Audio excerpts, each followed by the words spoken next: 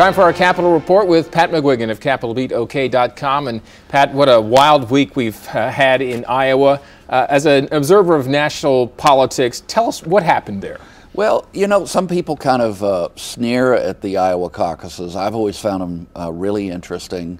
I think they are important. I think it's a significant kickoff to the year, even though the person that wins there often doesn't go on to actually be either the nominee or the president.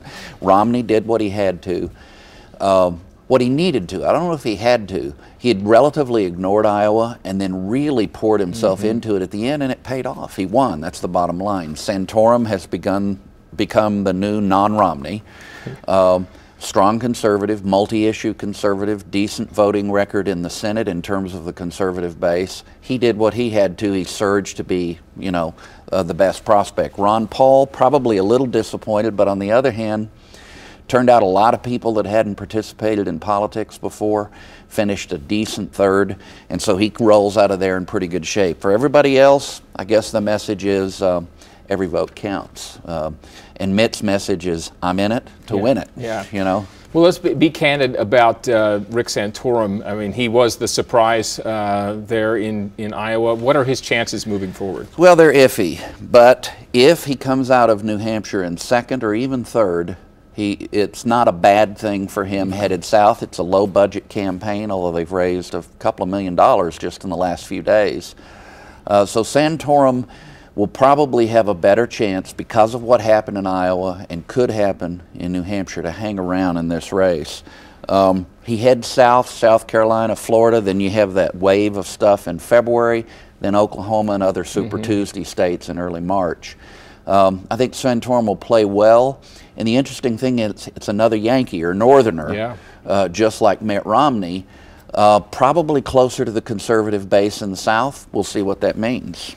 Let's talk about the lower tier candidates now. It's surprising we talk about Rick Perry, John Huntsman, and what do these candidates have to do now to try and get themselves noticed, to stand out? Well, the Santorum and Gingrich have to make major play in New Hampshire. Gingrich has a reasonable prospect to do that. Santorum does too. They have to show up and come out of that state and go south and actually get some delegates. Delegates are what this is all about, and the delegates were more or less evenly split three ways in Iowa. So that's going to be a very important thing. Rick Perry, if he can hang around until Oklahoma and Texas and later in the year, you know, he could still be a factor. Michelle Bachmann's out.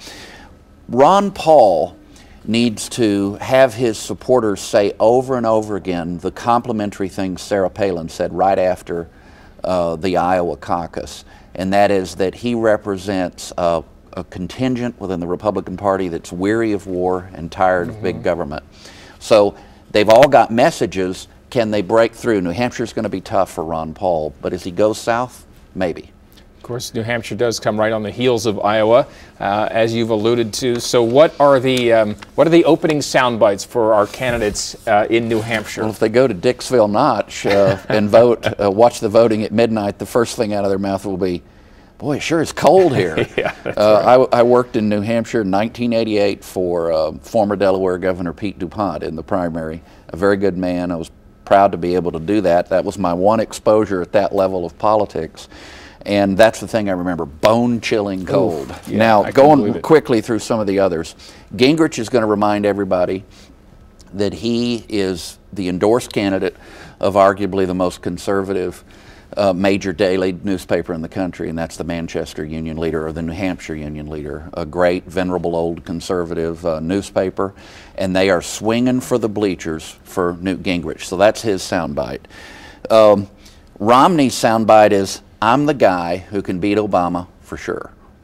I can beat Obama for sure. You don't have to have any doubts about that.